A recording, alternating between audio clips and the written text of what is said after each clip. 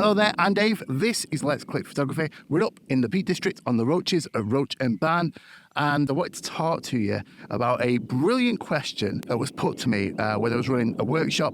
And what made the question brilliant was actually the follow-up to the question, because the question itself was a fairly common one. What's more important, the camera or the lens? Both was my instant reply because, as you all know, the camera is useless without the lens, and the lens is useless without the camera. But Phil, quite rightly, wasn't having that, and I'm grateful to him for not, because the follow-up made it really rather interesting. Well, he said, what about if you had a camera and you had a lens, but for the rest of your life, you could only ever upgrade one of them, and the other one you were stuck with forever.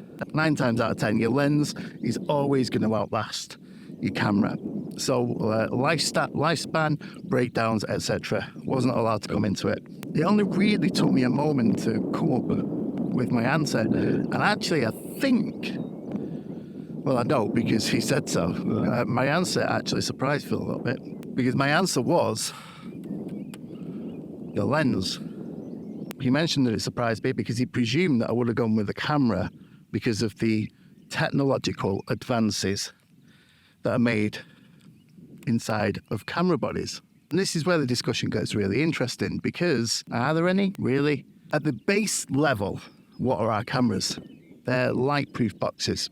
That's their core function. They don't actually do very much at all.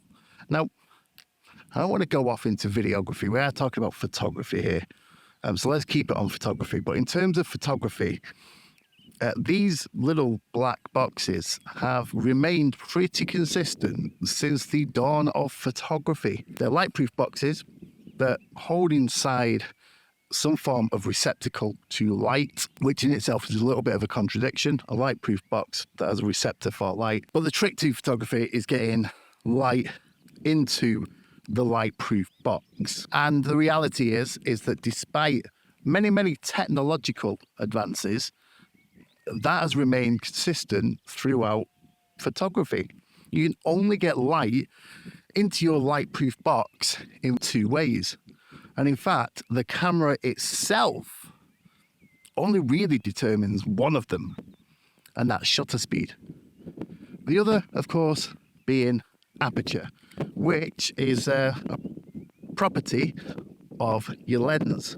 And yes, these days I know it's controlled by the camera, but actually without a lens, you don't have an aperture. So this thing here only really functions in terms of shutter speed in order to get light to hit the receptacle, and really in terms of final result, any APS-C is the same as any APS-C, any full frame the same as any full frame, any medium format the same as any medium format. Stick me with one for the rest of the time and I can make it work. I can't do the same with a lens, because the lens actually fundamentally changes the look, the feel, the viewpoint. Now, the reason why we're up at Roach and Barn is because I just want to showcase this to you. We're in the field in which Roach and Barn is situated. And this time of year it's full of like thistle bushes, and I want to capture it in its environment. So we've got the roaches going up behind it, we've got some trees around it, and we've got the barn situated in this farmer's field. We are at 35mm. Now I've got that one. We're going to head all the way over there.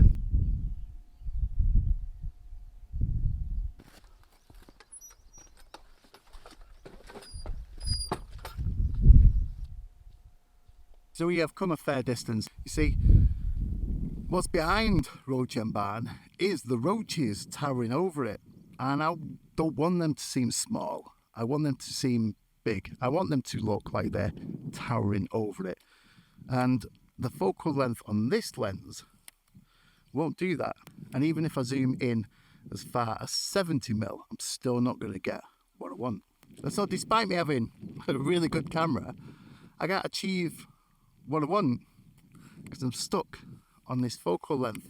So I need to change the lens. And that's why lenses would be the thing that I would choose to be able to upgrade, because for this shot I need to put a 70 to 200 on and shoot, I'm guessing, somewhere around 135 millimeters.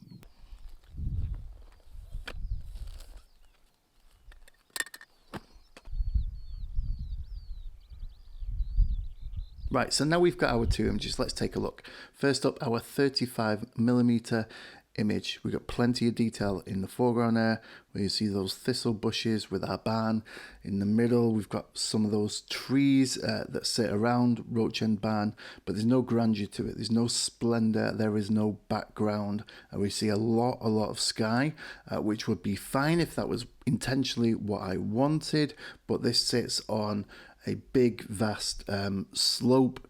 It's got the roaches towering above this barn, and I can't see any of that. Now this is, I said, I think in the video there that it was 135 millimeters I was gonna shoot around. I've actually pulled this to 120 millimeter, but we've got a very different image here. We've got the roaches now towering above this barn, whereas the barn looked big in comparison to its surroundings in that first image. It now looks small on the hills of the roaches. We've got more into this image. We've put a field of wheat at the base of the image now. We can see more of those farmers' walls and of the fields and of the landscape.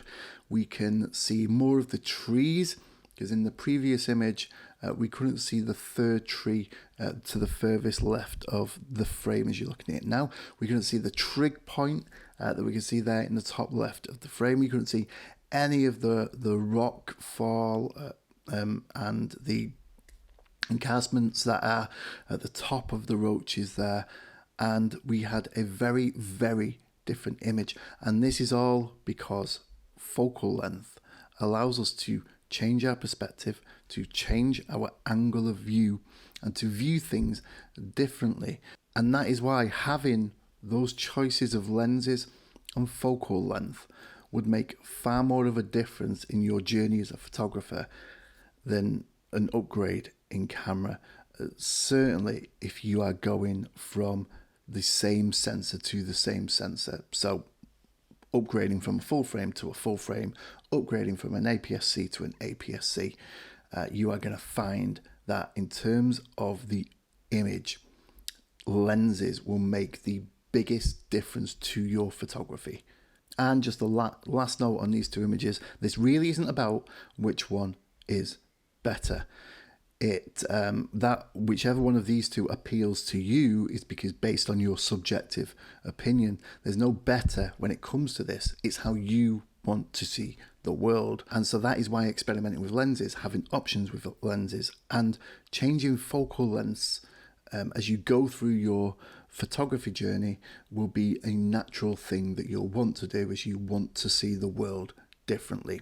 Cameras won't allow you to do that. Focal length and lenses will. Now next up, if your viewing pleasure is this video here, which hopefully this one's got you thinking, and that one definitely will as well. I've been Dave, and this has been Let's Click Photography, and I'll see you guys on the next one, or on that one pretty damn soon.